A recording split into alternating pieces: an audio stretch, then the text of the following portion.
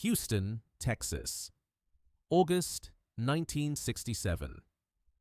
The Sam Houston Coliseum was packed with 3,200 people who had paid good money to see the International Karate Championships, one of the most prestigious martial arts tournaments in North America. The air was thick with anticipation, cigarette smoke, and that particular electricity that comes from watching highly trained athletes prepare to test themselves against each other. This wasn't some backwater exhibition. This was the real deal. Champions from across the country, black belts who'd spent decades perfecting their craft, men who could break boards with their bare hands and execute kata with such precision it looked like deadly ballet. Among them was a name that commanded respect and fear in equal measure: Victor Yamada. 6 feet tall, 195 pounds of carved muscle and devastating technique. He held the Southwest Regional Karate Championship for 3 consecutive years, a record that seemed untouchable. His style was traditional Shotokan, the kind of karate that emphasized powerful, committed strikes and iron discipline. He trained in Okinawa under masters who'd learned from the men who'd codified karate in the first place. His resume was impeccable. 47 tournament victories, only 3 losses, all of them controversial split decisions that his supporters insisted were robberies. He'd broken 9 boards in a single strike, kicked through a baseball bat, and once knocked out an opponent so thoroughly the man didn't regain consciousness for 4 minutes. Victor Yamada was not someone you challenged lightly, and he absolutely hated Bruce Lee. Not personally, they'd never met. But philosophically, ideologically, with every fiber of his traditional martial arts being. Because Bruce Lee represented everything Victor believed was wrong with modern martial arts. The showmanship, the mixing of styles, the rejection of classical forms, the teaching of non-Asian students, the constant self-promotion. To Victor, Bruce wasn't a martial artist, he was a movie star playing at martial arts, diluting centuries of tradition for Hollywood glamour and American dollars. So when Victor heard that Bruce Lee had been invited to give a demonstration at his tournament, in his city, he was furious. The tournament organizers had made the decision without consulting the competitors, bringing in this Hong Kong actor who'd done some television show about a martial arts chauffeur. The organizers thought it would draw a bigger crowd, create more publicity, maybe attract some Hollywood attention. They were right about the crowd. The moment Bruce Lee's name appeared on the promotional materials, ticket sales exploded. People who'd never attended a karate tournament suddenly wanted seats. The local newspapers ran stories. A television crew showed up to film segments. But to the traditional karate champions competing that day, this was an insult. Their sport, their discipline, their sacred art was being turned into entertainment. And the man responsible was Bruce Lee. Victor Yamada made his feelings known loudly and publicly. In interviews before the tournament, he called Bruce a fraud, a charlatan, someone who'd never proven himself in real competition. For he said Bruce's rejection of traditional forms proved he lacked discipline and respect. He said mixing martial arts styles was like mixing fine wine with soda. You ruined something pure to appeal to people with unsophisticated tastes. The newspapers loved it. They printed every word, fanning the flames, turning what should have been a respectful sporting event into a controversy. And Bruce Lee, working in Los Angeles on the set of The Green Hornet, heard every word of it. His friends and students were outraged, demanding he respond, demanding he put this arrogant karate champion in his place. But Bruce said nothing publicly. He simply confirmed he would attend the tournament as scheduled and give his demonstration as planned. When Bruce arrived at the Sam Houston Coliseum that Saturday afternoon, the tension was immediate and obvious. And he entered through a side door, accompanied only by his wife Linda and his student Dan Inosanto, wearing simple black pants and a dark red Chinese-style shirt. No entourage, no cameras, no publicity people. Just Bruce, quiet and focused, carrying a small bag with his training equipment. The karate competitors watched him arrive, some with curiosity, some with respect, but many with barely concealed hostility. They saw this small man, maybe 140 pounds, walking through their tournament like he belonged there, like he was their equal. To them, he was an outsider, an interloper, a pretender. Victor Yamada was in the warm-up area when Bruce passed by, and he made sure his voice carried across the entire space. "Look at that," he announced to his training partners and anyone else within earshot. Hollywood finally arrived. So hope he brought his stunt doubles because those wire tricks won't work here. Several karate practitioners laughed. Others looked uncomfortable, not agreeing with Victor's hostility, but not willing to contradict a champion of his stature. Bruce stopped walking. Linda touched his arm gently, a silent suggestion to keep moving, to not engage. But Bruce turned slowly and looked directly at Victor Yamada. The warm-up area went silent. This is the moment. You know that feeling when you're witnessing something that's about to become a story people tell for decades. This was that moment, and everyone in that room felt it. "You have something you want to say to me directly?" Bruce asked, his voice calm, that slight Hong Kong accent making each word crisp and clear. Victor stood up from where he'd been stretching, and the movement made his GI rustle. He was significantly larger than Bruce, taller, heavier, with the kind of physical presence that came from years of traditional strength training. He walked over until he was standing maybe 6 feet from Bruce. "Yeah, I've got something to say," Victor replied. "You don't belong here. This is a karate tournament, a traditional martial arts competition. You're not a karate practitioner. You're not even a real martial artist. You're an actor who does choreographed fight scenes for television. There's a difference between performing and fighting, and you're about to learn what that difference is." If those words were meant to intimidate Bruce, they failed completely. His expression remained neutral, almost interested, like he was listening to someone explain a mildly fascinating theory. "I'm here to give a demonstration, not to compete," Bruce said simply. "The organizers invited me, I accepted. If you have an issue with that, take it up with them." "I have an issue with you," Victor shot back, "with everything you represent. You've spent the last few years talking about how traditional martial arts are outdated, how forms are useless, how mixing styles is the future. You've disrespected masters who've forgotten more about fighting than you'll ever know. And now, you're here, in our tournament, getting attention and respect you haven't earned." Bruce tilted his head slightly, considering. "You're right about some of that. I do believe traditional martial arts have limitations. I do think forms, while beautiful, don't prepare you for real combat. I do advocate for taking what works from different styles and discarding what doesn't. But I've never disrespected anyone's dedication or training. I simply disagree with the premise that tradition equals effectiveness." "That's exactly what I'm talking about." Victor's voice was rising now, his anger genuine and hot. "You think because you're fast, because you can do some flashy demonstrations, that makes you superior to people who've spent their lives mastering classical techniques. But you've never proven yourself. You've never competed in a real tournament. You've never faced a real karate champion." Bruce's expression finally changed, just slightly, a small smile playing at the corners of his mouth. "Are you challenging me, Victor?" The entire warm-up area was frozen now. Fighters had stopped their preparations, referees had paused their discussions, even the distant sounds from the main arena seemed to fade. This was no longer just pre-tournament tension, this was a direct challenge, public and unmistakable. "If you're not scared to accept," Victor said, and there was a cruel edge to his smile now. "Right here, right now, not a demonstration, not a choreographed performance. A real match, you and me. We'll see if your philosophy can stand up to traditional karate discipline. We'll see if those movie tricks save you when you're facing someone who's actually trained to fight." Before Bruce could respond, Dan Inosanto stepped forward. "Bruce, you don't need to do this. You're here as a guest, not a competitor. This isn't worth your time." But Bruce raised a hand, gently stopping Dan. His eyes never left Victor's face. "What are the rules?" The question hung in the air like a bomb waiting to detonate. Victor's smile widened. "No rules. What's traditional challenge match? First person who can't continue loses. No time limit, no points, no judges, just you and me and the truth."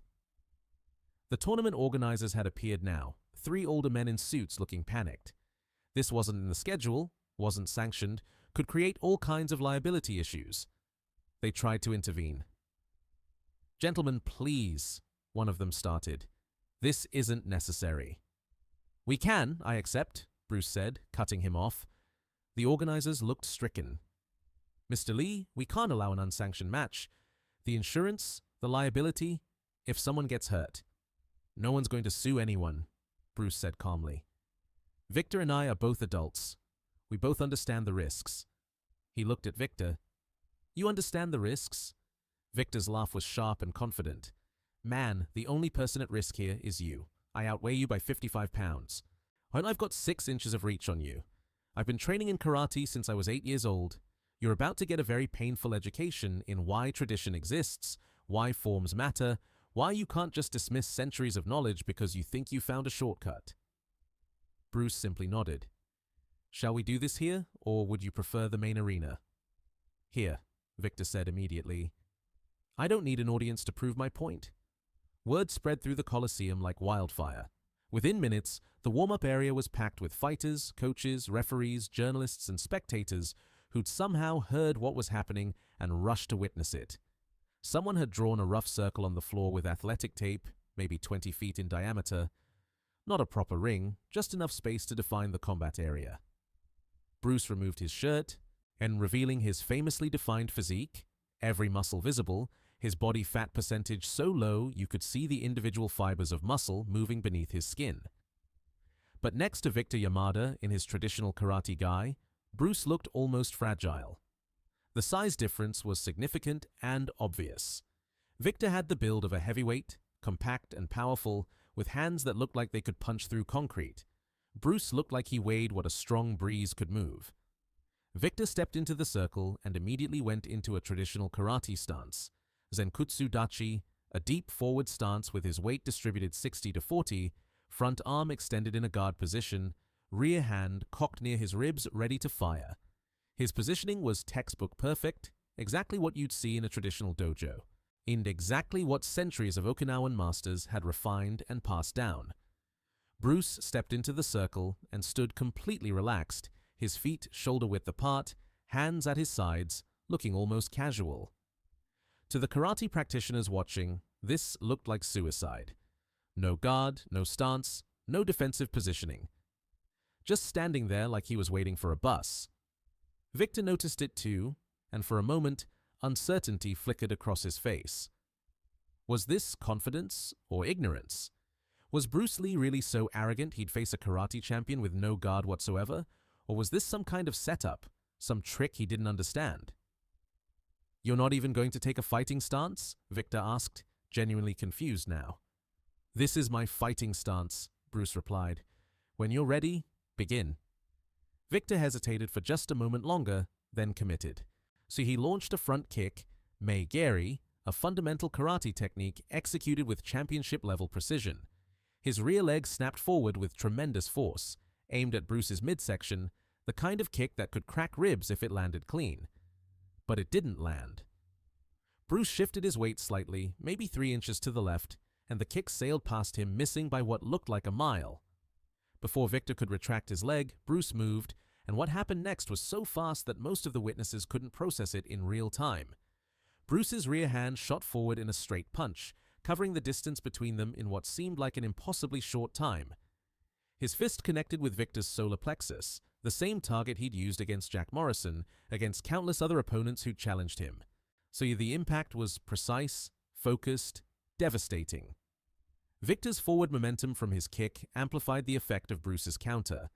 The force of the strike combined with his own kinetic energy created a collision that his body simply wasn't prepared to absorb. The sound echoed across the warm-up area, a sharp crack that made everyone wince. Victor's eyes went wide, his mouth opened, but no sound came out.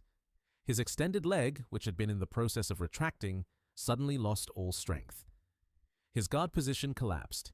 His entire body seemed to fold inward, protective instincts trying to shield the point of impact. He stumbled backward 3 steps, both hands clutching his midsection, trying desperately to draw breath, but finding his diaphragm completely unresponsive. Then his knees gave out, and he went down, landing hard on the floor, so he's still conscious but completely unable to function. The entire sequence, from Victor's initial kick to his collapse, took 6 seconds. Maybe less. The warm-up area erupted in chaos.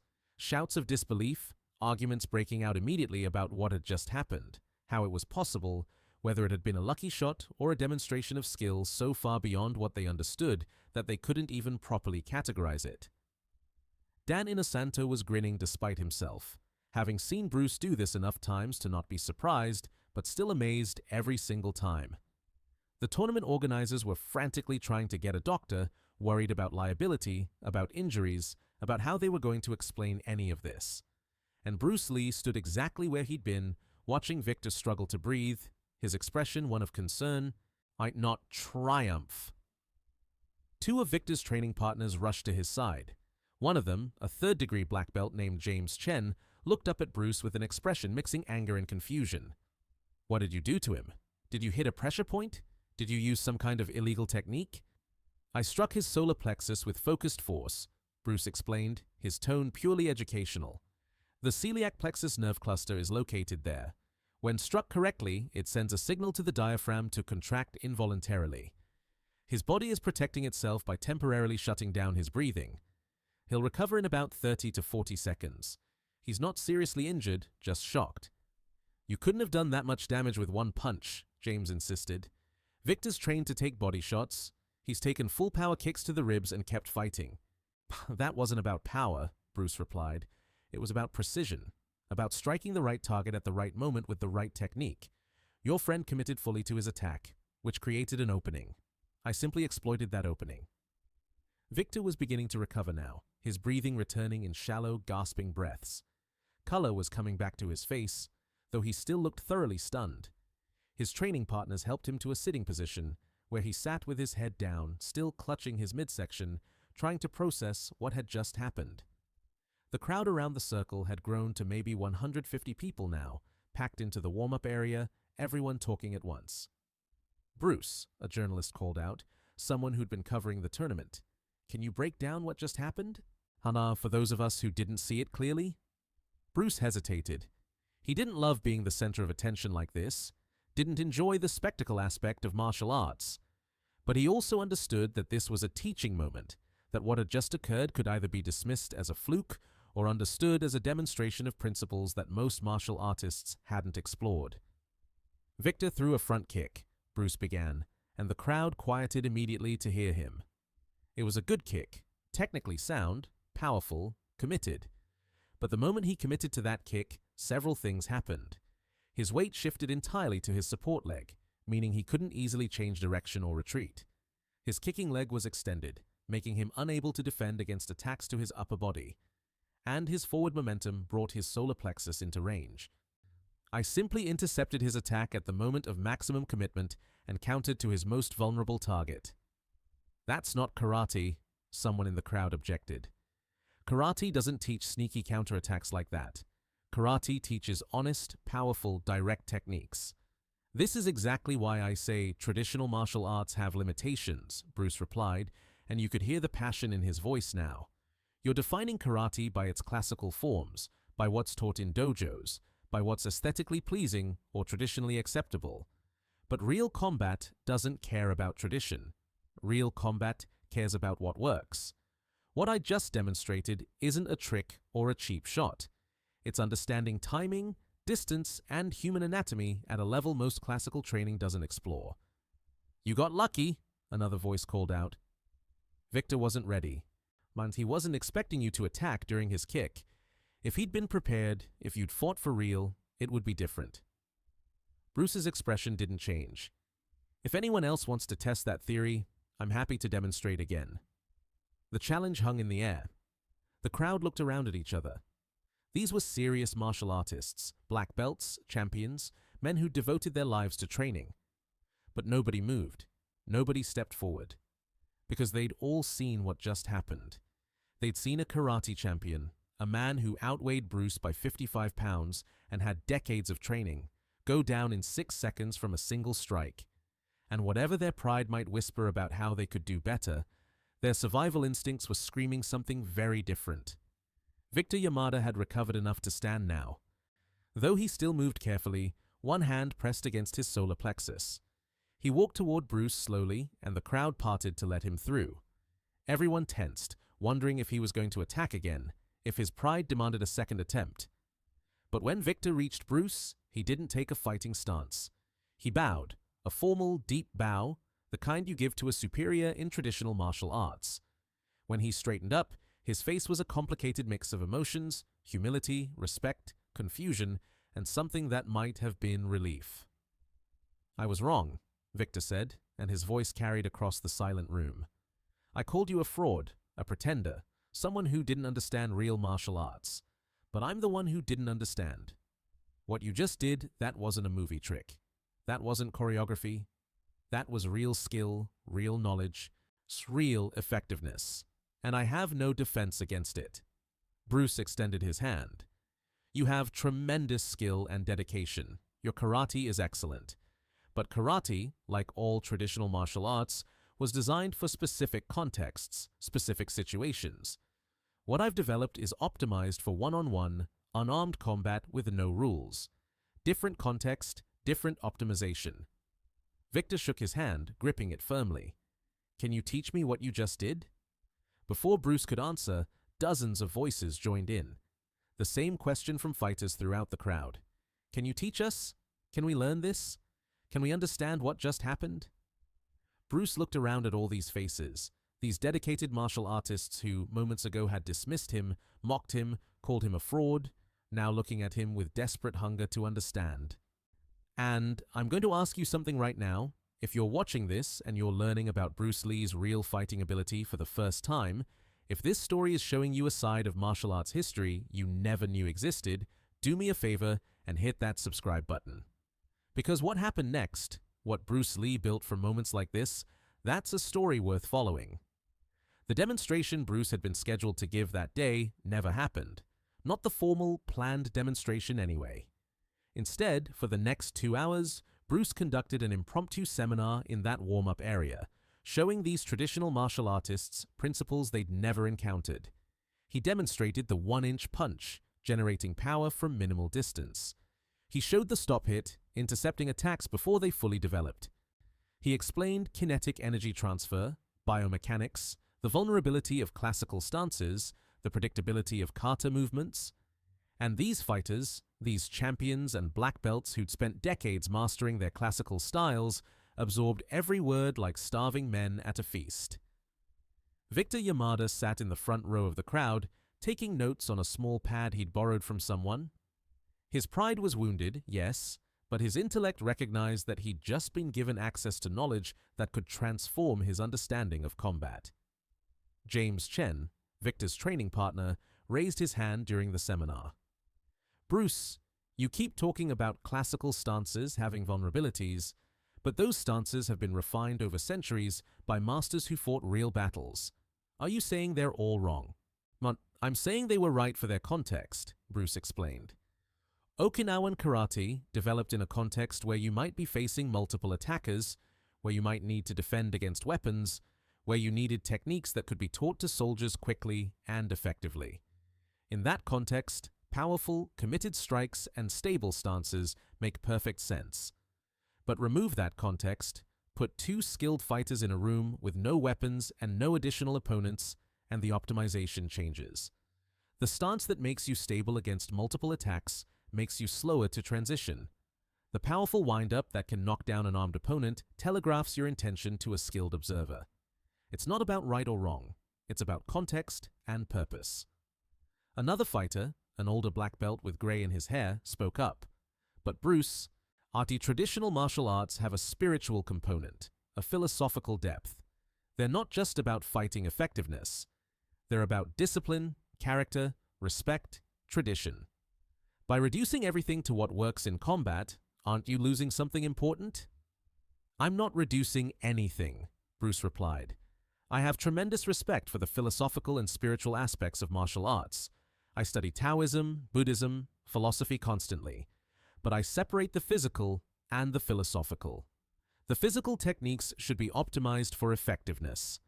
The philosophical teachings should be pursued for wisdom and growth. What I object to is when ineffective techniques are maintained because they're traditional or aesthetic, and criticism of those techniques is dismissed as disrespectful. Truth and tradition are not always the same thing. The tournament had officially started in the main arena. Competitors were supposed to be warming up, preparing for their divisions, focusing on their own matches. But the warm-up area remained packed with fighters who'd abandoned their preparations to listen to Bruce Lee completely dismantle and rebuild their understanding of combat.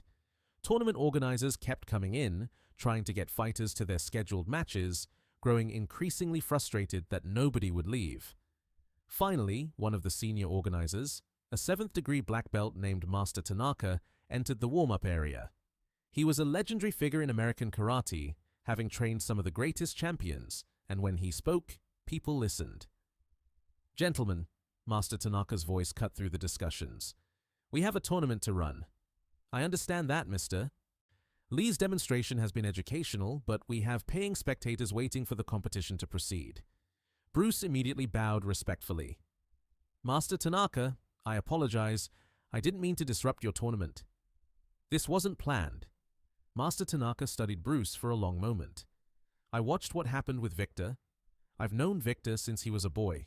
I've seen him defeat champions, watched him break boards and bricks, trained him personally, and I watched you put him down in less time than it takes me to tie my belt." His expression was unreadable. "Was it luck?" Bruce met his eyes steadily. "No, Master. It was not luck." Master Tanaka nodded slowly. "I didn't think so." He looked around at the gathered fighters. "Here's what we're going to do. The tournament will proceed as scheduled. But Mr. Lee, I would like to formally invite you to give your demonstration during the intermission between divisions. Not the demonstration you had planned, but what you've been teaching here. These principles you've developed. I think everyone in that arena needs to see this. And if you're enjoying this story, if you're fascinated by these real accounts of Bruce Lee's actual fighting ability, go ahead and hit that like button. It helps more people discover these incredible true stories. Bruce gave his demonstration during the intermission, and word had spread so effectively that the arena was even more packed than it had been for the tournament itself.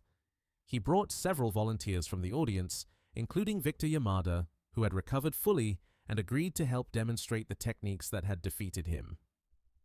Bruce showed the 1-inch punch, so placing his fist against the chest of a 220-pound heavyweight karate champion and sending him stumbling backwards 6 feet. He demonstrated interception, having fighters attack him at full speed and stopping their techniques before they fully developed. He explained his philosophy, the idea that martial arts should be scientific, constantly evolving, optimized for effectiveness rather than preserved for tradition. The audience was mesmerized. This wasn't the Bruce Lee they'd seen on television in The Green Hornet, doing choreographed fight scenes with obvious camera tricks.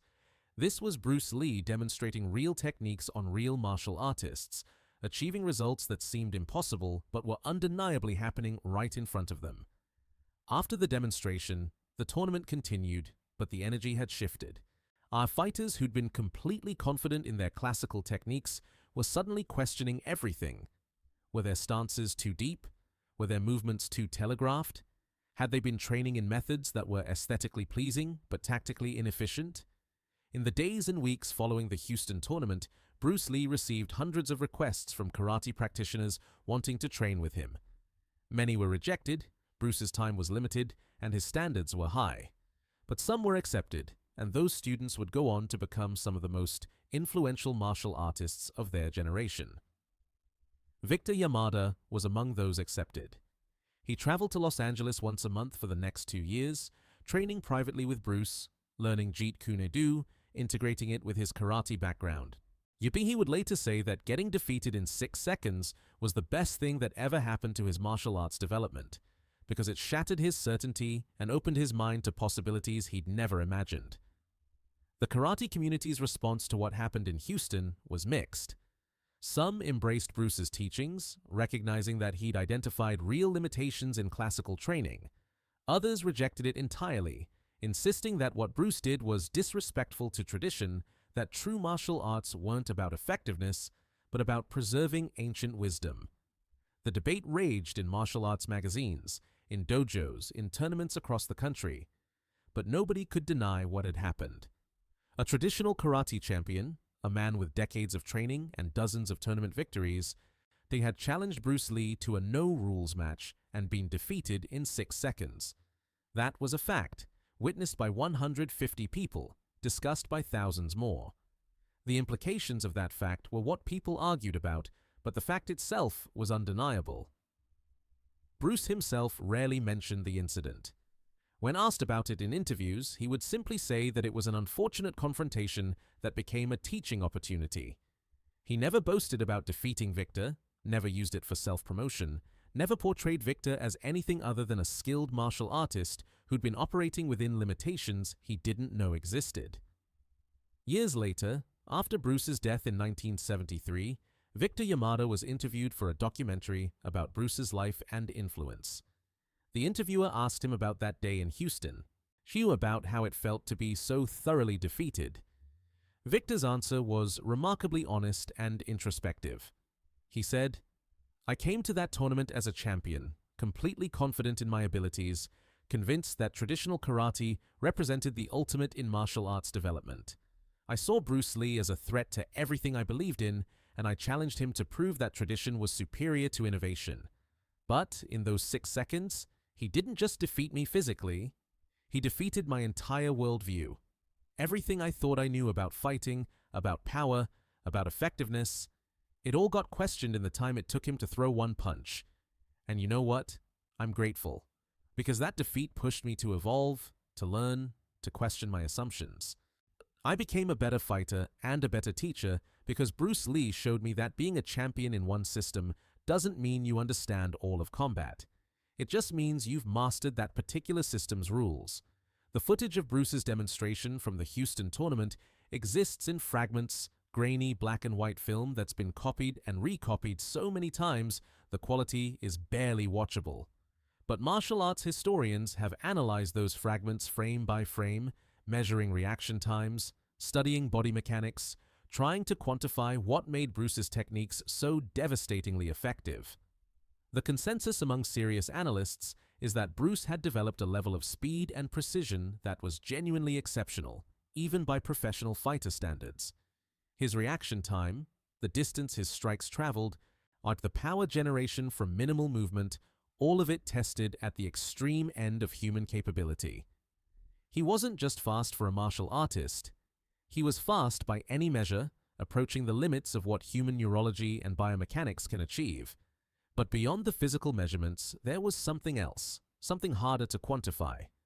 Bruce had developed an ability to read opponents, to recognize the microsecond tells that preceded their movements, to see patterns they didn't know they were exhibiting.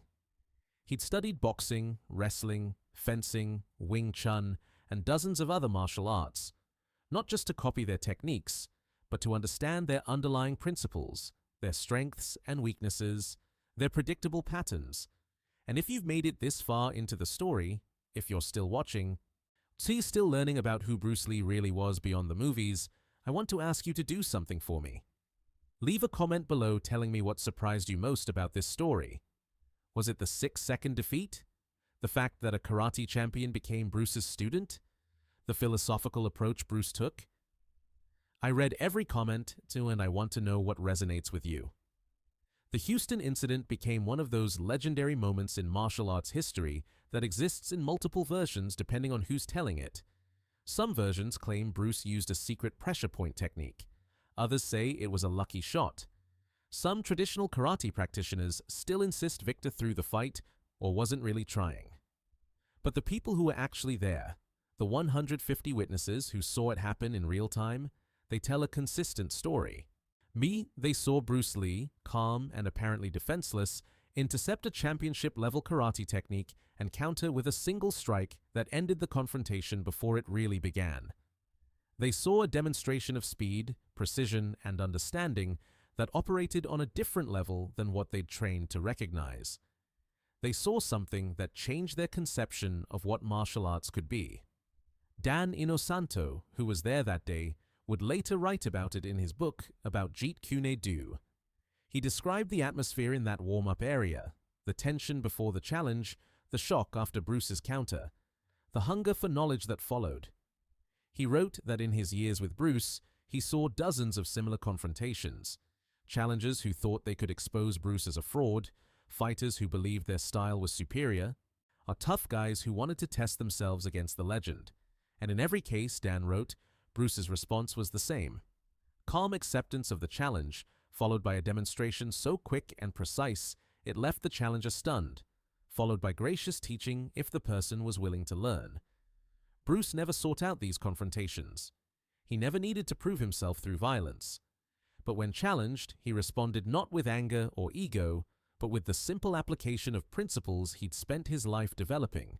And that response, that ability to remain philosophical even when being directly challenged, that might have been more impressive than his physical skills. The impact of what happened in Houston rippled through the martial arts world for years. Traditional schools started questioning their training methods, where mixed martial arts concepts began to gain acceptance, though it would take decades for MMA to become what it is today. The idea that martial arts should be scientific, constantly evolving, optimized for effectiveness, these ideas that Bruce championed became more mainstream. Victor Yamada eventually opened his own school in Houston, teaching a hybrid system he called Shotokan concepts, which integrated traditional karate with the principles Bruce had taught him. Many of his students went on to successful competitive careers, and Victor would always credit his defeat at Bruce's hands as the beginning of his real education. He kept a photograph in his dojo from that day in 1967, a grainy shot showing him on the ground, Bruce standing nearby, looking concerned rather than victorious. Underneath the photograph, Victor had written a quote: "The moment you think you've mastered something is the moment you stop growing. Stay humble, stay curious, stay ready to be proven wrong."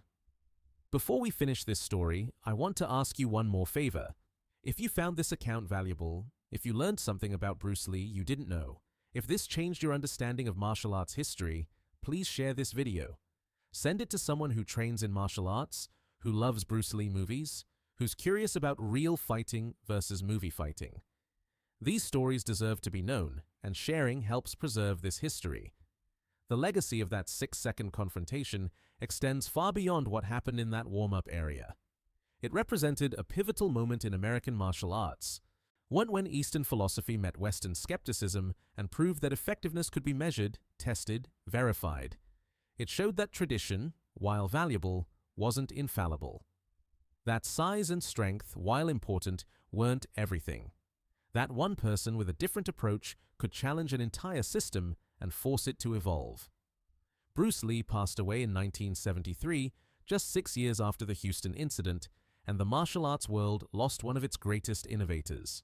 But the principles he demonstrated that day, the concepts he taught to fighters like Victor Yamada, those survived and spread.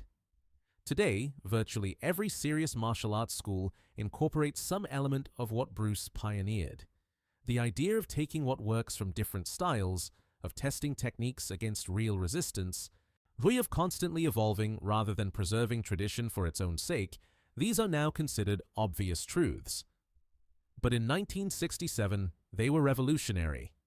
And it took moments like what happened in Houston, concrete demonstrations that couldn't be explained away or dismissed, to break through the resistance of traditional thinking. Victor Yamada lived until 2019, and in his final interview before his death, he was asked one more time about that day in Houston. The interviewer wanted to know if he'd ever regretted challenging Bruce, if the public defeat had damaged his reputation or haunted him. Victor's answer was immediate and certain. He said, "Regret it? That was the most important 6 seconds of my martial arts life. Yes, I got defeated. Yes, it was public and humiliating in the moment. But it taught me something crucial. As it taught me that there's always someone better, always something new to learn, always a way to improve. Bruce Lee didn't just beat me that day. He freed me from the prison of my own certainty. And that freedom, that willingness to question and evolve and grow, that's worth more than any tournament trophy or undefeated record. I'd relive those 6 seconds 1,000 times if it meant learning what they taught me." And maybe that's the real story here. Not that Bruce Lee was fast or skilled or revolutionary, though he was all of those things. The real story is what happened after those 6 seconds. A traditional martial artist who could have retreated into denial or resentment instead chose humility and growth. A confrontation that could have created permanent enemies instead created teacher and student. A moment of defeat that could have been just another forgotten tournament incident instead became a catalyst for evolution. 6 seconds that changed everything, Not because of what happened during them, but because of what happened after. Not because someone won and someone lost, but because both people chose to learn from the experience. And if there's one last thing I want to ask you, it's this. Hit that subscribe button if you haven't already, because there are dozens more stories like this. Real accounts of Bruce Lee's actual fighting ability, his philosophy, his impact on martial arts, stories that show who he really was beyond the movies and the legend, stories that deserve to be preserved and shared. The Houston tournament continued after Bruce's demonstration, and champions were crowned in various divisions. But nobody remembers who won those divisions. Nobody talks about the kata performances or the sparring matches. What people remember, what they still discuss more than 50 years later, is what happened in that warm-up area when a karate champion challenged a philosophy and discovered that sometimes, just sometimes, the philosophy hits back. And when it does, the impact lasts far longer than 6 seconds.